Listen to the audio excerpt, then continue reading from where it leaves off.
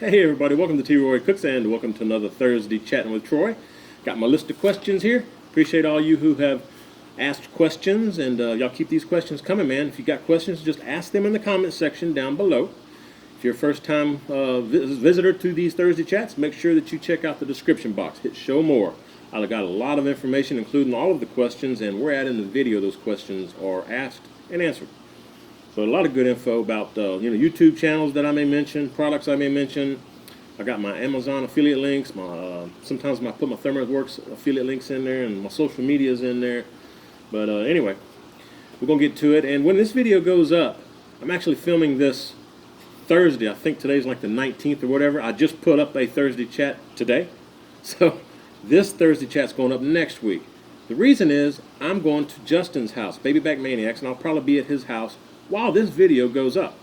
So I'm having to shoot it ahead, and the questions that I have, my video from today hadn't been up long enough for me to get very many questions. So I'm pulling some questions out of the reserve. I told y'all I got to reserve a cushion of questions that I can pull from if I need to. This is one of those cases where I'm going to be out on the road. I won't be able to get all the questions off of the chat from last Thursday. So these are from probably 6 weeks or so ago. We're going to roll with it. I appreciate all the questions again. I may have shown this beer already, but I can't remember, so I'm going to show it to you. This is an Austin local brew. This is Thirsty Planet.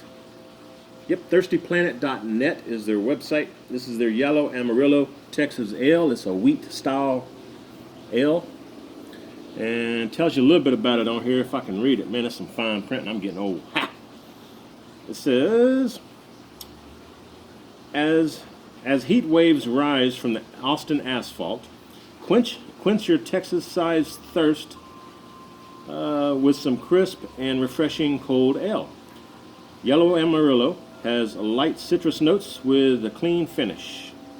And it was a 2014 Silver Award winner at the American Wheat category, or in the American Wheat category. So, this is an award-winning ale, silver medal.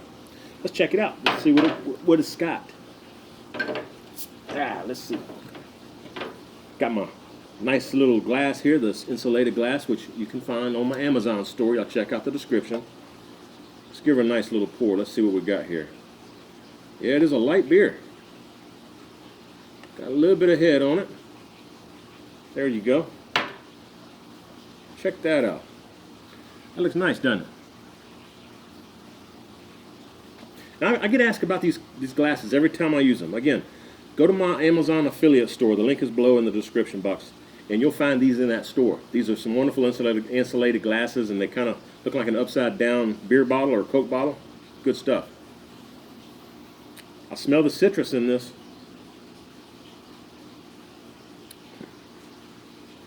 It is clean and crisp, refreshing. Yeah, I like that, man. That's a good beer. All right. I'll be honest, I'm not usually a wheat beer fan, but that's pretty good. All right, let's see what we got here for questions. Looks like the first question is close to the same question from two different people, from Jaeger PDX and also from Kevin Byrne. Jaeger PDX says, "Cheers, brother. Do you have any experience with Angus beef, and how does it compare to prime?" And Kevin asks, "My local restaurant Depot sells briskets and choice and Angus beef. Have you tried the Angus grade on brisket? How does it stack up to prime?" Yeah, I have tried Angus brisket, and from what I can tell, it is close to prime, but not quite as marbled as prime. But if I couldn't find prime, Angus would be my second choice. I'd get Angus before I would choice, and definitely better than select, Got birds flying everywhere.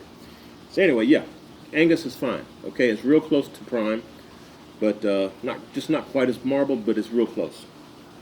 Next question is from Jonathan Havens. How you doing, Jonathan? He says, "Have you ever had a white hot dog? I was born and raised in Buffalo, New York, and we have white dogs. We call them white hots. They're very good. Thank you for all your chats and Tuesday cooks. God bless, my friend." Hey, God bless you too, Jonathan. Man, I never heard of a white hot or a white dog. That must be a northern thing, man. We got stuff down here that y'all probably hadn't heard of either. So, But no, I've never tried them, man. Never. I didn't know anything like that existed. It's a white dog, though. Wonder what it's made of. I don't know. Let me know in the comments section, or I'll do some research on it. We'll see. Anyway, thanks for the question, Jonathan. Next question is from Alan Bailey. How you doing, Alan? He says, what's your opinion on using coffee in a rub? Have you used coffee in your rubs? Cheers to you, Troy. Hey, cheers to you, Alan. Appreciate that, man. I got a big commercial airline flying right over my house, practically. A lot of people do like coffee in rubs. Like Tango Joe, he's got the midnight espresso, you know, and it's pretty good. Personally, I'm not a coffee drinker, so I don't really like that bitterness that it adds to the rub. But a lot of people really do like coffee rubs on beef, you know. Heck, Keith Bettag even puts that midnight espresso on ice cream. Yeah, he's finding all kind of uses for it. But you know, he's a big coffee drinker. But y'all go check out Tango Spice Company, man. Tango Joe, the Tango Joe Show on YouTube. Links are down below. For my preference, though, I probably wouldn't use much of it. You know, different people have different tastes, man. Great question, Alan. Thanks, man. Next question is from Cooking with Tim. Tim's got a YouTube channel. Y'all can check him out. He says, hey, T-Roy, I got a question for you. When should a YouTuber start thinking about trademarking a name and starting an LLC? You know, I hadn't done that myself. I need to do that. I'd say once you're into it a couple of years or so, you know, if you find that it's something you really want to do, make a business effort out of, then yeah, do an LLC and trademark whatever you've got, you know. Like I've got some songs that I had made for my my YouTube channel, my cooking channel. I'm still trying to get them copyrighted. So when that happens, I'll be using those. But anyway, yeah, do it whenever you, as long as you know you're going to make a business out of it, you can do it pretty much any time. Next question is actually another two for y'all. Same question basically from two different fans. Let's see. From Jeff Edinger, he says, hey T-Roy, I have a crabapple tree that came down in my yard last summer, so I cut it up and stacked it so it would dry out. I was wondering, have you ever used this kind of wood for smoking? No, I haven't, but it's like, I would think it would be like any other fruit wood. I mean, any fruit wood can be used. He says, also, if it's been outside all this time without any cover on it, would that be something that would cause it to be a bad idea, assuming it isn't a bad idea to begin with, for cooking with? Thanks for the chat. Cheers. No, there's nothing wrong with that. I mean, people stack up wood between trees and leave them out there in the air all the time for seasoning. You know, that'll work. But yeah, any fruit wood, any nut tree wood can be used for smoking, okay? The same basic question from William Montgomery. See what you got for me, William. He says, hello, Troy. Can I ask your opinion on using ash or birch wood for smoking? Along with oak, these will be the three most readily available hardwoods in Northern Ireland. Oh, you're from Ireland. Cool, man. I got a little Irish in me. Says, found your channel a few weeks back and have subbed. I have learned a lot and enjoy your shows. Thanks, William. Here, cheers to you, buddy. Appreciate that, man. All the way from over the big pond. Yeah, like I was just telling Jeff, the birch, the crabapple, the what else did you mention? Ash. Those are all hardwoods. As long as it produces a nut or some fruit, you can use it as cooking wood. Just make sure it's seasoned. And oak, any kind of oak will work as well, you know. We like post oak here in Austin, or in central Texas. They use mesquite a lot down in South Texas or West Texas. All right, appreciate the questions, guys. Next question is, let me see. That's another one from Jaeger PDX. I didn't know I had two of you on here, man. I usually try not to do that. Anyway, I'm catching up, so we'll go with it. Hey, says, cheers, T-Roy. Hey, cheers to you. Appreciate the support, man. Says, thanks for these Thursday chats. I look forward to them. My question is about a country boil. I noticed some of your older videos you put a fair amount of seasoning in the boil. Does that make it more spicy or just give it more flavor? I don't add nearly as much, and it seems like it's missing that flavor. Maybe you could do another boil soon and help a brother out. Cheers, brother. Yeah, cheers to you. Again, appreciate the question and support, man.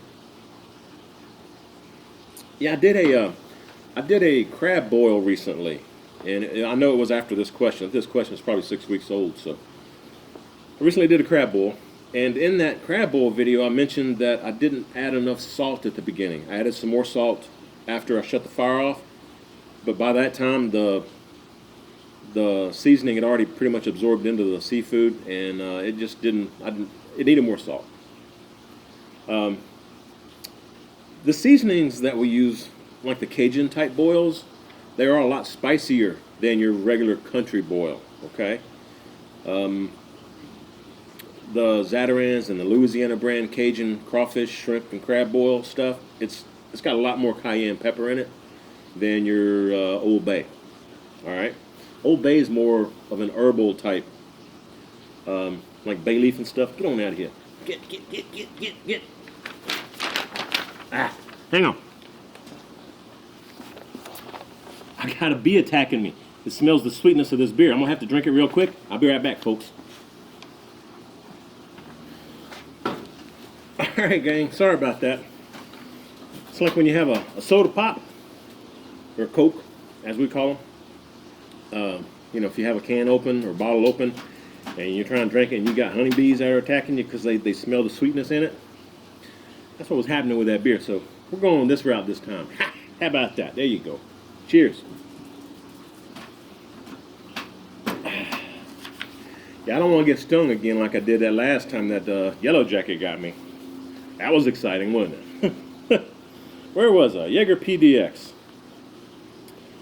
Oh yeah, we was talking about a Cajun shrimp boil, seafood boil, or country boil.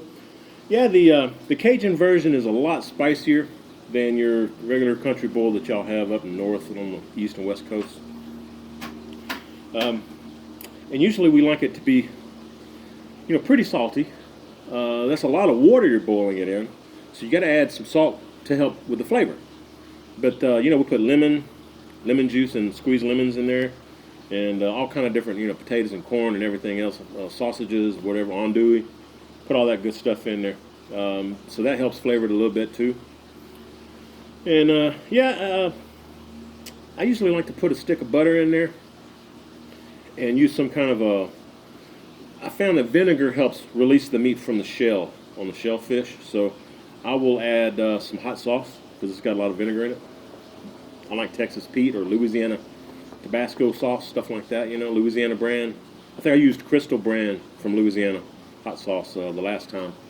Anyway, yeah, that's the main difference. It's a lot spicier, and it'll get spicier the longer you let it soak. You know, once you have turned off the heat after you've boiled the seafood for a few minutes or so, turn off the heat, let it sit there and soak for a good 20 minutes or so, and then test one of the shrimp or test one of the seafood to see how it tastes. If it's not quite spicy enough, just let it keep sitting in there. Just the longer it soaks, the spicier it's going to get. So that's how I do it anyway. Great question. Thanks, man. I appreciate it. What we got next? Next one is from Dan Boyer. How you doing, Dan? He says, what do you feel is the best food to smoke with pecan wood? Beef. By far, beef. Beef and pecan go wonderful together. I love that flavor together, man. Love it. But pecan is pretty mild, so you can use it pretty much on anything, you know, pork or poultry or even fish, you know. But I really like it with beef. So thanks for the question, Dan. Next one's from Suburban Barbecue. Not sure if he has a channel or not, but if he does and I can find it, I'll put it down below for y'all. He says, Troy, could you show us your pergola? I need to do something for my patio, and I'm leaning towards a pergola. Yeah, sure. Be happy to, man.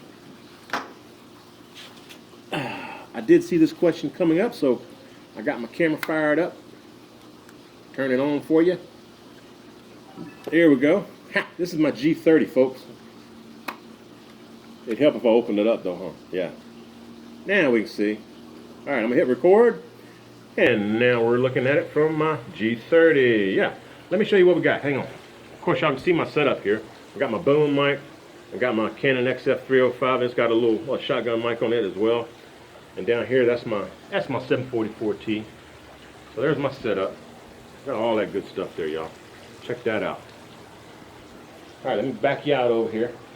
Let's check out my pergola. There's my pergola, man.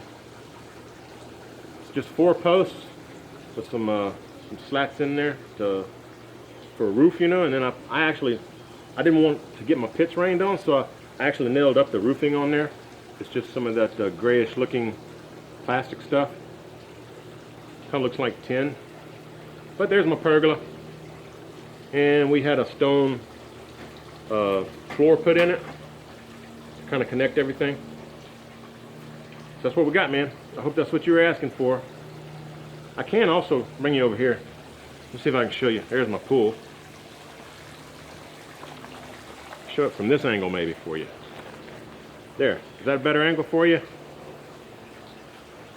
There it is. So I hope that helps. And if you have any more questions, let me know. The pergola was actually here when we bought the house, but I put up the roof on it, and Karen bought some LED lights that I use down here at nighttime. Those LED lights are real nice, so I don't have to hook up my lights. Anyway, there we go. Let's get back over here. All right, there we go, folks. So now I'm gonna turn this one off, and we're gonna go with that one. How about that? Ha! Pretty cool, huh?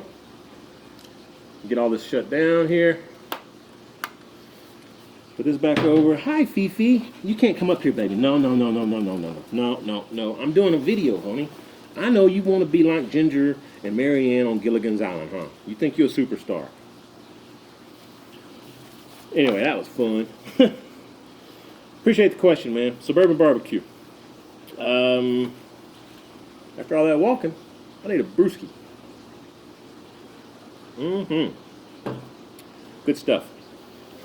Next one's from Chet Volts. How you doing, Chet? Appreciate the question and the support, my friend. It says, Chet says, hello from Tennessee, Troy. Question for you. I'm using an 18.5 Weber Smokey Mountain with a factory door and all the sections sealed well. I have used some high heat gasket around the door because I could see a lot of smoke coming from there during the cook. I can be holding at 225 for hours, and when I take the top off to mop, spritz, etc., more often than not, the temp will start climbing to around 350, and it will keep climbing until I shut all the vents down. Just wondering if this happens to you and what I might do to keep this from happening. Thanks in advance, and cheers to you, sir. Yeah, anytime you introduce a lot more oxygen, hence taking the lid off, or even opening the door, you know, it's adding more oxygen to the fire, and that's going to make it heat up. What I do is don't worry about it. You know, put the lid back on. It'll come back down in temp eventually. You know, it may take 15 minutes or so, but it'll come back down in temp. All on its own. It'll go back to where it was before you took the lid off. Now, if you're really that concerned about it, though, you may want to shut down the bottom vents on that thing before you take the lid off. And that'll help a little bit, not much, because there's a lot of air coming in. And personally, somebody was asking me something about some gasket material that asked me if I'd used it before. I think they were asking me that on Facebook. And I know a lot of people are really uptight about leakage on their pits. I'm not that uptight about it. I don't mind. I like for my pits to breathe a little bit, you know. So I don't use the gasket material and stuff. I don't worry if I've got a little leakage coming out of my dome lid on my Weber kettle or the door off of my Weber Smokey Mountain. You know, I just don't worry about that kind of stuff a whole lot. So anyway, to each their own. If it works for you and that's the way you want to cook, that's fine. Nothing wrong with it. But yeah, that may be also why you're getting those spikes and temps when you take the lid off, because that Weber Smoky Mountain is so tight. You know, there's no leakage at all because you've got the gasket material and stuff on there. So you have it dialed in for that, and then when you take the lid off, it's like a big tidal wave of air coming in, you know. But again, it'll eventually calm down. It'll go back to where it was before you took the lid off. So I really wouldn't worry about it a whole lot, man. If you're wanting to do that, maybe not use as much charcoal, you know. Try to use the minion method if you're not using that, or the snake method. But there's not really a lot you can do. Once you start introducing a lot of oxygen to the fire, It happens to me all the time on the pit barrel cooker, especially since I'll shoot videos. You know, I take that lid off that thing for maybe, 5 minutes while I'm shooting a segment. And man, by the time I put the lid back on, I've got flames in there. That wood catches on fire. Not a lot you can do, but put the lid back on, and just let it calm back down. It'll do it. Anyway, hope that helps, Chet. Next question is from Claude Weglowski. How you doing, Claude? Thanks, man. He says, hi, Troy. Been watching your videos for a few months now, and I find them entertaining and informative. Hey, I appreciate that. Thank you, man. He says, I've been grilling and barbecuing for over 30 plus years and still learning. I'm still learning, too. Still learning, man. He says, I got a question, though. Have you grilled some beef kebabs? Yeah, I have. Can't remember if I did it on video, but in fact, I think I'm doing beef kebabs tonight. We'll see. But, yeah, I like beef kebabs, man. It's good stuff. He says, if so, would you grill each part of the kebab separately on a skewer? Like the beef on one skewer, the onions on another, the peppers on another, etc., so that each skewer could get pulled when done. Great videos, and keep up the great work. Cheers. Yeah, that's how I do it. I do. I mean, I don't separate the veggies, but I separate the veggies and the meat. I put the meat on one skewer and all my veggies on another skewer, because your meat's going to take longer to cook than the veggies.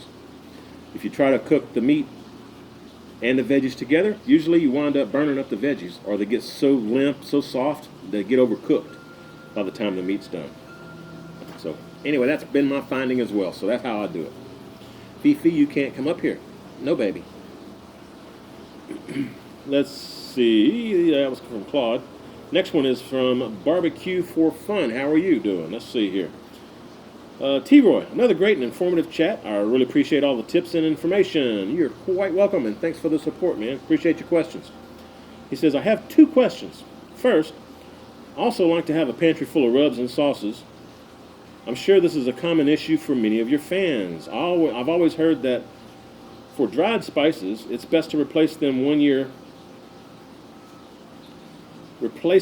a year due to flavor loss. Is this true for rubs, as they are made from similar ingredients? Yeah, it's a good idea. I mean, they won't really go bad, but they lose the impact, the flavor. The flavor, it's not quite as strong. So yeah, after a year, I'll toss whatever I haven't used and restock with some fresh. That's how I do it. Second question he has is, where did you get the mister in your pool? Keep up the great work, and have a happy and safe travels to you. Hey, thank you. Appreciate that, man. The fountain for my pool, I guess, is what you're talking about. I actually made that myself.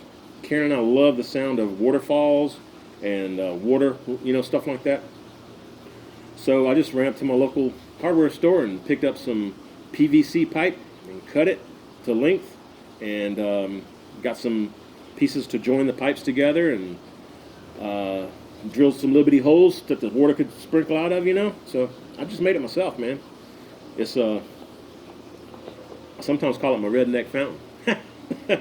But it works. It does good. And also the fountain, as the water is circulating through the pool, if you have a fountain in your pool, it'll help keep your pool a little bit cooler. It gets really hot down here in the summertime, so that helps keep my water in my pool cooler. But it also raises the pH level, just so you know. Thanks for the questions, man. I appreciate it. Next question is from P's channel. And P, I guess you got a channel on YouTube? If so, I'll put it down in the link below for you. He says, hey, T-Roy, do you find that you're busier in retirement? Most of my friends who retire say they're busier now more than ever. Just wondering. Cheers, my man. Keep up the good work. Yeah, I sure do. I am busier now than I was when I worked, man. It's weird. But when you're trying to run your own business, there's a lot more stuff you got to take care of other than just showing up and being at your desk waiting for work to come in, So yeah, I'm always staying busy, man.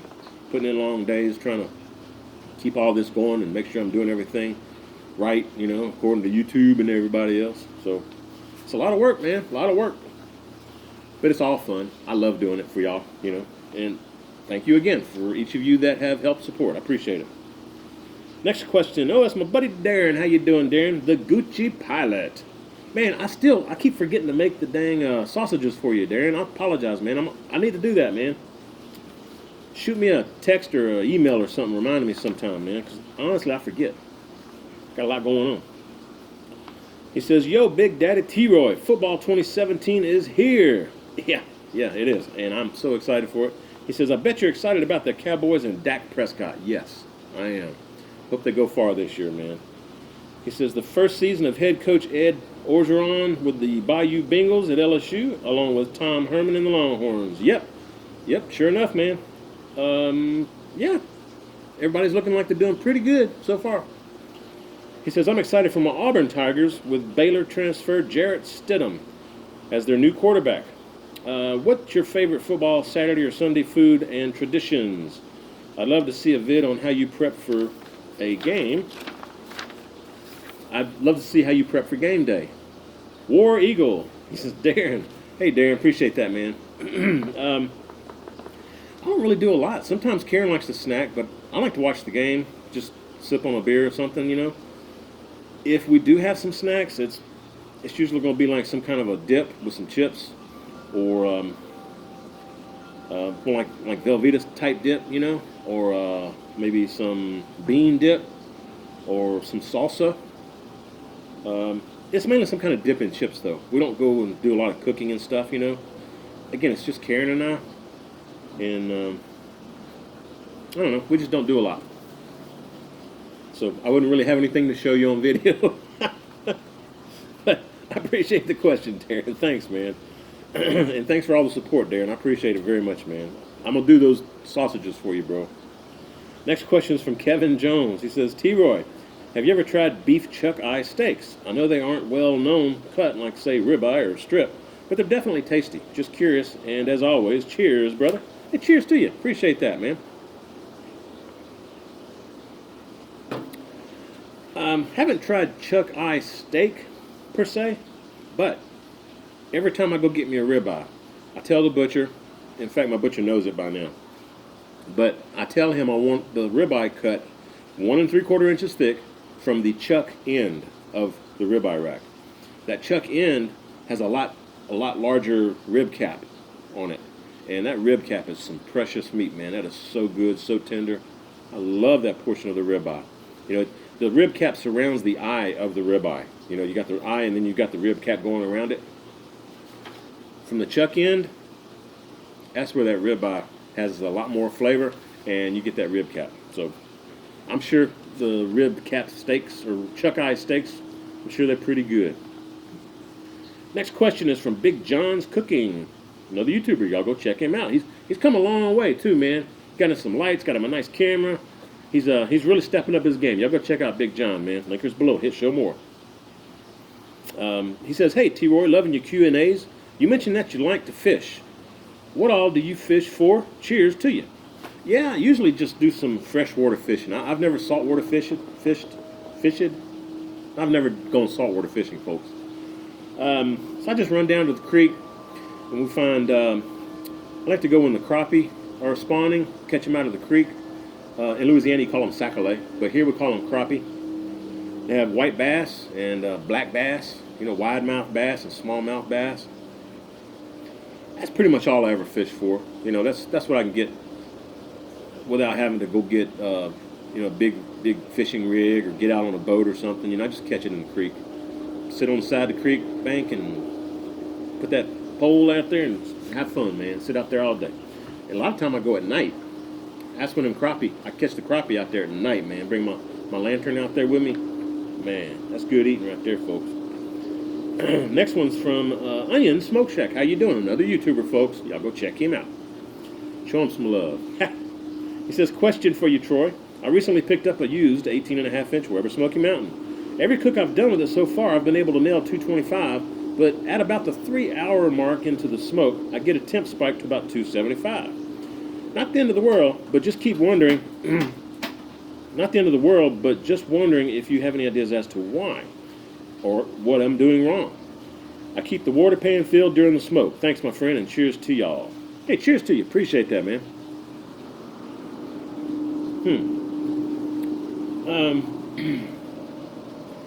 It could be that where you're placing your wood, maybe the wood is catching fire, and that's what's making it spike up a little bit. I'm guessing. I don't really know. Again, I mentioned this before. Wind has a lot to do with the Weber Smokey Mountain and whether it's chugging along and could spike up in temp. So maybe you're getting some wind gusts in there or something. A lot of it has to do with the wood or the charcoal, though. Are you using the minion method? That's what I always use, and I rarely have any issues unless some wood catches fire, you know. Usually the wood will kind of smolder, but every once in a while it will catch fire, have a flame, and that will raise the temperature a little bit. So maybe that's what's going on, you know. If you're using wood chunks, that shouldn't be a problem. If you're using wood chips, maybe soak them so that they don't catch fire. Anyway, I hope that helps. Every situation is unique and different. It's kind of hard to give you a exact guesstimate of what could be the problem. Anyway, hope that helps, man. Next question is from Meathead. How you doing, Meathead?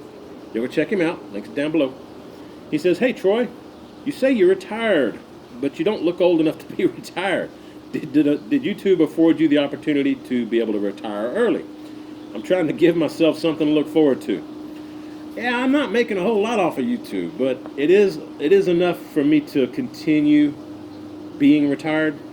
And basically, Karen likes me being here at the house to take care of the house and the dogs and that kind of thing. So, you know, we're fortunate. You know, God's blessed us, and Karen's got a great job, and I can afford to stay here and work from home and do this as a hobby. And again, you don't make a lot of money at it unless you probably got, you know, 500,000 subscribers and a lot of people watching your videos. But it's okay, you know, when I add in my YouTube AdSense that I get off of monetization on my videos, I add that, and then I got some money coming in from Amazon. When y'all use my Amazon affiliate links off my Amazon store, that gives me, you know, a little bit every month. And the Slow and Sear, if y'all buy the Slow and Sear through my link, that helps. So, you know, all that stuff adds up. But, for instance, today, I just upgraded my editing program, you know, and that set me back about $300. So, it's kind of as long as I can do like an even wash, you know, where I'm not spending more than I'm getting in, then I'm okay, you know. But there's some heavy hitters that I pay sometimes to try to keep all this stuff going. And, you know, like right now, I'm trying to save up for a laptop because I still want to do the live feeds and stuff, but I need a laptop. I don't want to do it on my iPad or iPhone or anything like that because I don't like the quality of those. I want a good quality laptop that can handle live feeds, you know. I've got the camera. That camera will do it. And, you know, I paid a pretty penny for that camera. So those big payments, you know, the big expensive items, got to save up money and just buy them when you can. And don't put yourself in any debt or anything like that. I'm debt free. I don't owe anybody anything. So we're good there. But yeah, man, being retired is fun, but I'm a lot busier. But again, I love it. It's a hobby. I love doing this kind of stuff. I love interacting with all of y'all. So it's a joy to do these things. And just trying to stay on top of it, though, it can be a headache sometimes. So anyway, that was all I had for you folks. I appreciate all the questions. And I'm sure I'm having fun at Justin's house right now while y'all are watching this.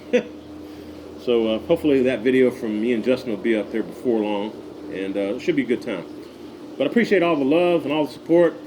Click the links down below if you can. Just hit show more. Show some love to all the YouTubers I mentioned. And man, y'all like this kind of stuff, please give me a thumbs up. If you're not subbed, I hope you go ahead and subscribe. And I hope you share the video. That really helps me out. You know, word of mouth helps a lot more than me doing any kind of marketing, which I don't do. So word of mouth, share the love. Share this video with all your friends and family members and coworkers. Let them get to know old T-Roy. Y'all have a great day. We'll see y'all next Tuesday for another cook, and next Thursday for another one of these Thursday chats. What else? What is it? I always say something. Hang on. I threw myself off. What is it I always say? Hope you share the video. And remember to tell all your friends that T-Roy cooks responsibly. Ha! Cheers, everybody.